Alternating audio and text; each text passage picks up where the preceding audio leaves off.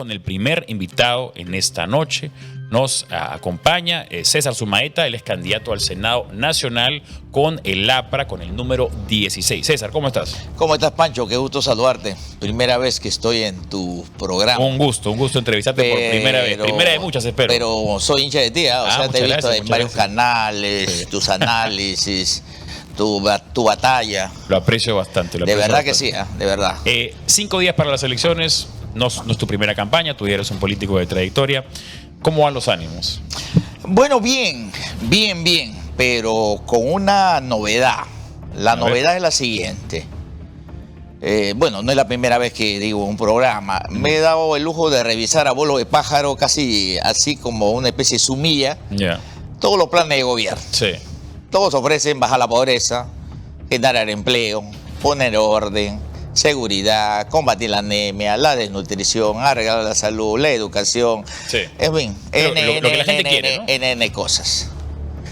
Pero hay una debilidad tremenda. ¿Cuál es? No tienen equipo. Hay algunos candidatos a la presidencia que ni siquiera conocen la biografía de su plancha presidencial, a la cual te has referido hace un momento. O sea, ¿quién me está acompañando en la primera y segunda vicepresidencia? Segundo, no tienen lista completa a senadores y diputados en todo el país. No los conocen, ¿no? La pregunta es, ¿cómo diablos van a gobernar el país? Pero, a ver, tu pregunta es absolutamente válida. Ya vimos además que en el año 2016 ingresó PPK, que también era supuestamente el outsider, tenía personas de diferentes de partes, lujo y todo eso, ¿no? Y había ya una bifurcación, una separación entre el equipo de PPK, el equipo de Vizcarra y un equipo más que los acompañaba en la campaña, y terminaba siendo un partido que se rompió al poco tiempo. Así es. Y vemos ahora que hay más de un candidato que también representa este talante outsider que está bien encaminado. ¿Por qué el Perú busca un outsider y no busca un partido institucional? Claro, lo que pasa es que como los problemas se agravan cada cierto tiempo, el peruano busca un caudillo, ¿no? Pero a veces ubica al caudillo, pero no ve si el caudillo tiene equipo. Y a veces el caudillo no tiene absolutamente, detrás de él no hay nada. Por eso, no solamente es importante tener un buen plan de gobierno, un programa que oriente al país, un norte en los próximos 5 años, sino tener un gobernante que esté decidido a hacer las cosas, que tenga carácter, que tenga firmeza y que tenga valentía. ¿Y Quique Valderrama cumple esos requisitos? Y yo creo que sí, él está formado, está preparado en la escuela del APRA, pero no basta solo él, necesita también un elenco de senadores y diputados también decididos, firmes, valientes. No es el momento para los pechos fríos ni para los tibios. Esto es enfrentar no solamente los problemas graves del país, sino mafias enquistadas en el Estado. Sí. Y que están desde de los gobiernos locales, gobiernos regionales, están en el Poder Ejecutivo, en el Poder Judicial, en la Fiscalía, en el Congreso. O sea, necesitas un elenco de senadores y de diputados decididos, firmes y valientes. Pero tampoco basta eso. Falta un tercero, un equipo de ministros de primera y de polendas que te acompañen a gestionar el Estado. Porque el Estado es una especie de pato rengo. 10% de velocidad, a 10 kilómetros por hora camina el Estado. Necesitas ahí golpear las 24 horas del día y que el Estado camine a 100 kilómetros por hora. Para que puedas hacer las obras, destrabar las obras, corregir, combatir la corrupción, combatir el crimen organizado. Necesitas un elenco de primera, valientes y decididos. Quien asuma la presidencia. Y no veo en el escenario eso. No veo. Quien asuma la presidencia debe buscar un equipo de ancha base para que lo acompañen los ministerios, o debería ser, si gana el APRA, por ejemplo, puro aprista, si gana Keiko, puro naranja? Debe ser un equipo de ancha base, pero que no aparezca como una repartija del país.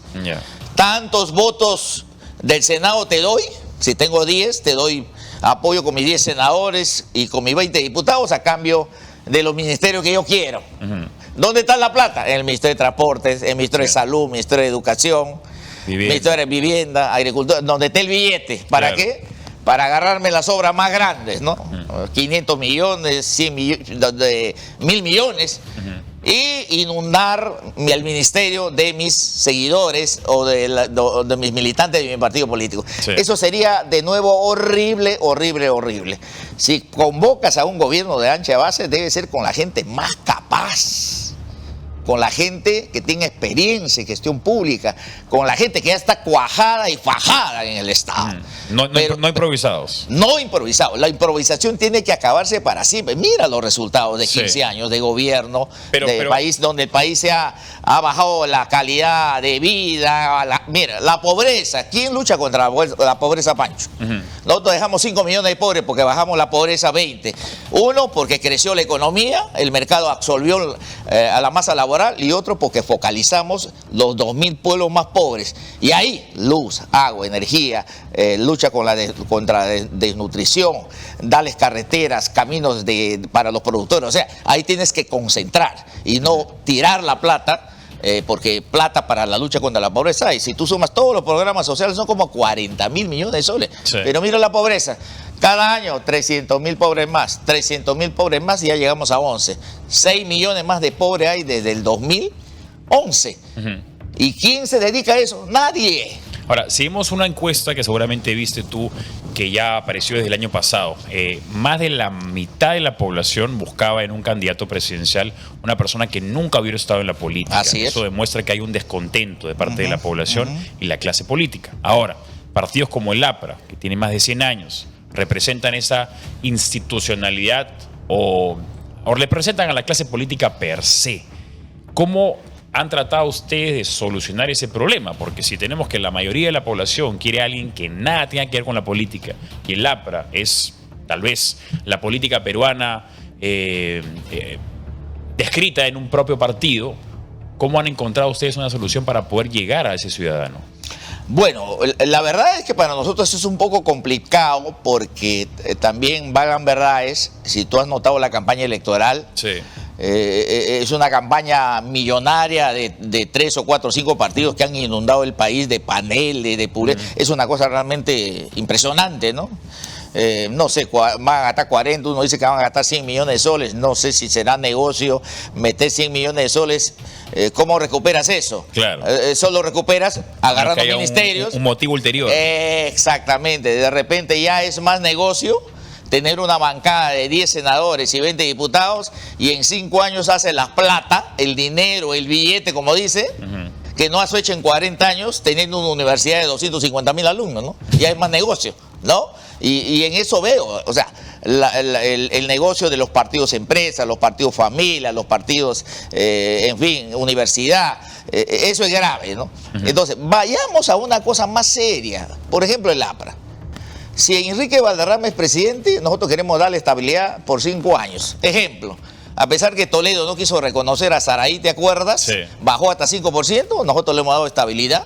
Los 5 años cuando pedíamos que sacáramos a Toledo. Y en el camino, Toledo reconoció a Saraí y bueno, su comportamiento más o menos fue, pero no abandonó esto, ¿no? Claro. De ahí le dimos 5 años de estabilidad a Alan. Ya, bueno, ahí despegó la economía a 8%, bajamos la pobreza a 20%, se construyeron 152.000 obras, empezó el boom agroexportador, empleo masivo, plata tenía la gente en sus bolsillos. Las mejores navidades se pasaron en el 2006, 2007, 2008, 2009. El 2009 cayó la economía, producto de la crisis hipotecaria, pero de nuevo nos levantamos y creció 9%. Ollanta Humala, ¿te acuerdas que su papá y su hermano querían sacarle porque los había traicionado por haber firmado la hoja de ruta? ¿Te acuerdas? Antauro dice que quiere matar. Exactamente, lo quería matar. Entonces, el APRA con 4 parlamentarios se fue a decirle, no hagan esa locura. Hay que darle estabilidad al gobernante. Entonces, 15 años, el país, mal que bien, ha tenido estabilidad política y jurídica. Lo que ya está. Quieren agarrar y repartir. Por tu discurso suena más de derecha que yo, pero el APRA supuestamente es de izquierda. No, es que el APRA siempre ha sido anticomunista, porque en el fondo, Keiko, Porky y otros pueden ser enemigos transitorios del comunismo. Pero la vieja pelea del APRA contra el comunismo ya dura 100 años. Sí. Y seguramente va a durar 1000 años más, porque ellos saben que nosotros somos sus adversarios ideológicos y doctrinarios. Y en ese debate nosotros les hemos ganado siempre. ¿Y dónde se encuentra en el espectro político el APRA? Nosotros somos de izquierda democrática, porque podemos hacer una revolución social sin quitar tu libertad, respetando la propiedad privada, con amplias libertades de expresión, con democracia abierta, y todo el mundo tenga derecho a opinar, derecho a trabajar y que no sean perseguidos en su país. ¿Se puede hacer eso? Lo podemos hacer. No. Claro, creemos en el mercado, economía social de mercado, con la participación del Estado, cuando el sector privado no está muy desarrollado. ¿Eso no los pone un poco más al centro, un poquito más al centro? No, porque nuestras políticas sociales, para que veas, por ejemplo, el negocio del consenso de Washington era que crezca la economía y algún día chorreará hacia abajo. Llegamos hasta Toledo y no chorreaba. Entonces, la política nuestra, ¿cuál fue? Crecer y distribuir al mismo tiempo. Crecíamos y distribuíamos. Por eso es que se bajó la pobreza a 20%, se generó millones de empleo, la clase media creció, ¿no? Y entonces nosotros somos la de crecer y distribuir al mismo tiempo. No esperar que crezca hasta que el vaso se llene y abajo no llega nada. Siempre. Ahora, el segundo gobierno de Alan, los pobres no agarran nada, ¿no? El segundo gobierno de Alan, para muchas personas, es tal vez el mejor de este siglo. Y me gustaría escucharte una crítica constructiva, una oportunidad de mejora en lo que hizo el APRA en ese segundo gobierno. Indudablemente que sí, indudablemente que Pero, sí. por ejemplo, ¿alguna crítica que pudieras hacer? Yo creo que, por ejemplo, ¿qué se pudo hacer mejor? Ha faltado más carácter para enfrentar la reforma de la justicia en el Perú. Porque esto, que lo veíamos venir, esto de que el mundo caviar se penetraba el sistema de justicia, la clásica en todos los países, ¿no? Ellos quieren tomar el sistema electoral para reelegirse de por vida sin fraude, tomar el sistema de justicia para perseguir, no para hacer justicia, sino perseguir a sus enemigos políticos, y tomar el Banco Central. ¿Para qué? Para distribuir la plata. Mira, los candidatos están ofreciendo a algunos agarrar las reservas internacionales para repartir a la gente. Entonces, yo creo que en el sistema de justicia es lo que ha faltado. Debíamos haber sido, por lo menos debíamos haber dejado las bases para arrancar la reforma. Porque, Pancho, hay una cosa que es muy importante distinguir.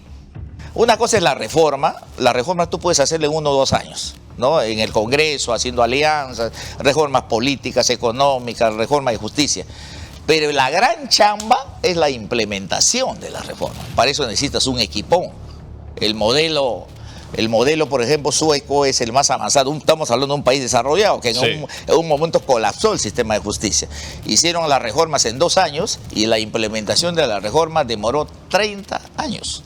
Pero aquí la gente engaña, pues, así como dicen, yo en 100 días arreglo el tema de la inseguridad ciudadana. Están mintiendo, pues. ¿Qué cosa desde el Senado podrías hacer tú para la reforma de justicia? Bueno, primero hay que chequear la parte constitucional. Yo de entrada desaparezco lo que ha sido ¿la Junta Nacional de Justicia? Yo desaparezco la Junta Nacional de Justicia. ¿Pero quién entonces va a designar a los jueces fiscales? El Senado. Como en el modelo americano, el modelo europeo. ¿Y los designa y lo rectifica o es una permanencia vitalicia? Bueno, no, lo que podemos hacer es una especie como el Banco Central, ¿no? donde el Poder Ejecutivo lanza 3 nombres y el presidente del Banco Central y el Congreso pone 3. Claro. Entonces ahí podemos hacer una mixtura. ¿Pero para elegir a cada juez y fiscal o para elegir a un grupo? Por ejemplo, podemos regresar al hombre más antiguo para que sea el presidente del Poder Judicial, como era antes, ¿no? Y no esta pelea que hay, y ya casi hacen campañas políticas como los partidos políticos al interior de la Corte Suprema, ¿no? Y igual a nivel de los fiscales supremos, el más antiguo, por ahora. Pero pensando que más adelante una terna que mandan el presidente de la República, el Senado los puede ratificar. ¿Cómo ratificábamos a los embajadores, pero a los una terna que generales? se dedique a elegir Y luego chequear, a jueces fiscales. claro, y chequear. ¿Y qué diferencia habría eso con la Junta? En una comisión de ancha base donde estén todos los partidos políticos. Porque finalmente la política es la que decide. En el modelo americano, ¿quién decide? El Senado de la República. Y el Senado está compuesto por republicanos y demócratas. Pero y nunca ha habido problemas, ¿no? La forma en la que actualmente se elige. Pero ahora, mira pues a quienes postulan a la Junta Nacional de Justicia. A veces gente que no tiene ninguna experiencia. Pero igual esa gente es aprobada o desaprobada por un grupo de personas, claro, que es el defensor del pueblo, que es elegido por el Senado ahora. Pero al final, Pancho, ¿qué es lo que sucede? Al final, de lo que haga mal o bien la Junta Nacional de Justicia, la política tiene la culpa. ¿Me entiendes? Bueno, pues échale la culpa a la política. Cuando dice que el Senado tiene mucho poder, no, todavía no ha recuperado todo su poder. El 92, cuando Fujimori da el golpe de Estado, el Senado ratificaba embajadores, generales, vicealmirantes, vocales supremos, lógicamente el Tribunal de Garantías Constitucionales que funcionaba en Arequipa, que hoy es el TC. Ha dicho, no ha recuperado todavía, debería tener más poder. Debería recuperar todavía lo que le falta, porque va a ser la Cámara madura, la gente de mayor experiencia política, que yo creo que no está llegando a hacer tonterías como en la otra Cámara, por la juventud. Yo no digo que los jóvenes que van a la Cámara de Diputados no sean capaces, pero lo que le falta es más recorrido parlamentario, le falta más recorrido político. Por eso ¿Y la yo creo que iniciativa la gente de mayor legislativa experiencia también debería tener? Yo creo que hay que recuperar las iniciativas legislativas al Senado por una razón muy sencilla. Ponte la idea que la Cámara de Diputados comienza a sacar leyes declarativas, declarando el Día del Amor, el Día de la Primavera, el Día del Atún, el Día del arroz chaufa, y no sacan las leyes importantes que quiere el país. ¿Qué hace el Senado? Está esperando ahí que manden esas leyes para ser ratificadas. No.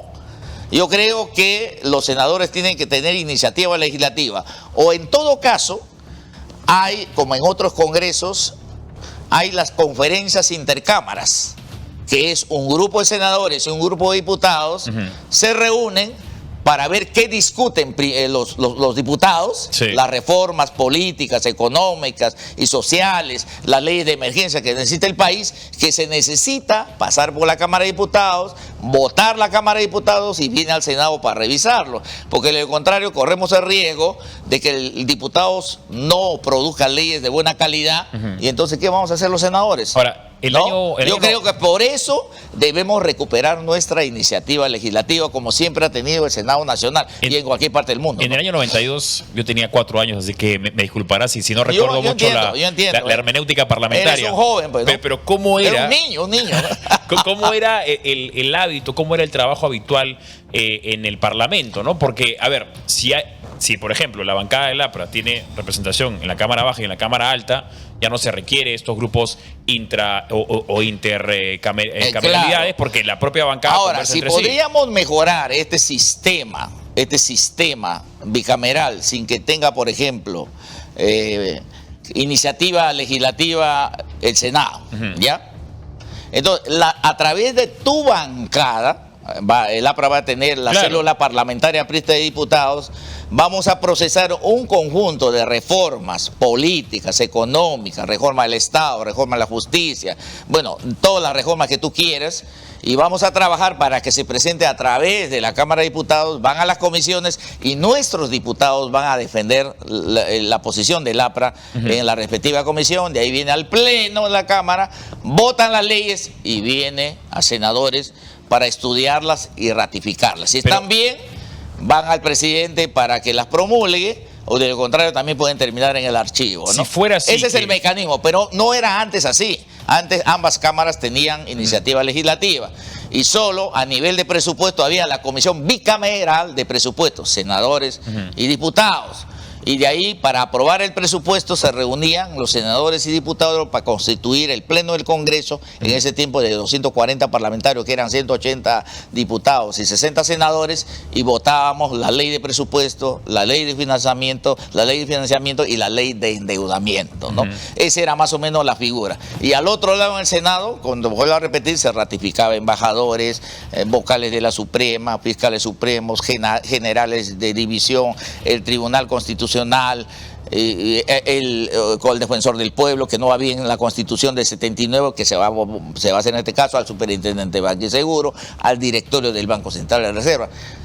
Todo eso va a hacer el Senado, además de revisar todo lo que hace diputado. Claro. Y yo supongo que cada partido político va a tener su bancada para procesar sus proyectos de leyes a través de la Cámara de Diputados, pero en coordinación con la bancada de senadores, porque el APRA también va a tener la célula parlamentaria aprista del Senado de la República. Por la forma en la que está diseñada, la forma en la que se eligen los representantes, es posible que haya bancadas que estén en la Cámara de Diputados y no en la de senadores y viceversa. Es posible. Eso ahí va a dificultar entonces una conversación. Además, con una distorsión electoral muy grande. ¿Por qué lo dices? Porque hay senadores que son elegidos a nivel nacional y vas a tener pues senadores elegidos con 100.000 o 200.000 votos preferenciales, Sí. y hay senadores regionales que solamente representan a su región, o de repente con 5.000 votos van a ser senadores de la República. Eso tenemos que también revisar.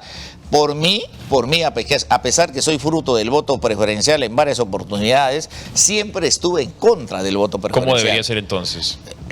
Las primarias deben definir la ubicación de la candidatura definitiva. Pero esas primarias ya no se pueden mover, pues. Claro. No puede haber después de las primarias, yo le pongo a mi amigo, a mi primo, le saco. No. Las primarias son definitivas. Y las tienen que ser bien vigiladas, solo por no militantes. solo por la OMPE, sino también por el Jurado Nacional de Elecciones. ¿Tú propones unas primarias donde solamente participen los militantes o que sean abiertas? Pueden ser con militantes y simpatizantes, abiertas. Puede haber una mesa de militantes y otra mesa de simpatizantes. Y votan todos. Para elegir el orden. Para definir el orden en la lista, ¿no? Porque a veces un político en un partido tiene mucha simpatía internamente, pero no tiene simpatía fuera del partido. Y hay políticos que tienen simpatía en el partido y también fuera del partido. Entonces, entre los militantes con carné y los simpatizantes que no quieren militar y que no tienen carné inscrito, pueden definir el orden en la que van en la lista. De manera que eso, ¿qué te garantiza? Por ejemplo, que puedas poner al mejor cuadro científico que tienes en tu partido, al mejor economista, al mejor ingeniero, al mejor ecologista, al mejor abogado, por especialidades, como era antes, ¿no? Pero con el voto preferencial puede salir cualquiera. Cualquiera. Y no tienes necesariamente a los mejores cuadros de tu partido en el Congreso de la República, ¿no? Esa es la dificultad del voto preferencial, que hasta el día de hoy no la hemos podido eliminar. Pero el ¿no? voto preferencial, ¿acaso no le da el poder al pueblo para que elija a su mejor representante? Pero también ahí hay otra dificultad, porque hay a veces, por ejemplo, un obrero ahorita no puede ser candidato ni a senador ni a diputado, no tiene recursos. ¿Quién le va a conocer? Bueno, salió elegida la congresista Isabela Cortés, que era trabajadora municipal. Bueno, pero por el arrastre del candidato presidencial que llevó una buena bancada. Pero mira cuántos votos preferenciales ha sacado ella. ¿Me entiendes? Ahí está la dificultad, ¿no? Entonces yo creo, el sistema electoral también tiene que ser revisado, porque esta ostentación de millones que se hace en una campaña electoral no está bien, ¿no? O sea, yo creo que eso hay que corregir. Y hay un último tema, no es un tema de llorón ni de dificultoso. A mí me preocupa mucho el voto rural. ¿Por qué? Porque no ¿Que va a haya haber mañosería en el voto rural? Pero ahí no entra para desplegar a sus personeros. Claro que sí, pero es imposible llegar a todos los pueblos. Para que te hagas una idea, el 30% que va a votar en las elecciones es voto rural. Y hay pueblos que son muy arriba, en la sierra, o muy en la selva adentro, a donde solamente está el profesor y un policía. Y a veces el profesor no viene a votar en la ciudad porque se queda, porque a qué le creen. Entonces, cuando no llegan los partidos con el personero, los miembros de mesa pueden hacer lo que les da la gana al momento del conteo de votos. ¿Tú crees que eso pasó en el 2021? ¿Y por qué crees que Corobeto no quería dar los padrones? El fraude no está en el acta, está en el padrón. Por eso es que yo estoy pidiendo que al momento que termine el conteo de votos, al personero le den una copia del acta y una copia del padrón de esa mesa para cruzar información. ¿Qué sucede en los medios rurales del mundo andino arriba y de la selva? La presentación de electores es muy baja. Posiblemente el ausentismo sea 40%. En una mesa de 200 votos, solamente van a votar el 60%. Hay 80 que no van a votar. Ese es fácil. Empujar a determinados candidatos, 20 más acá, 30 más acá, hasta llegar a los 200 votos.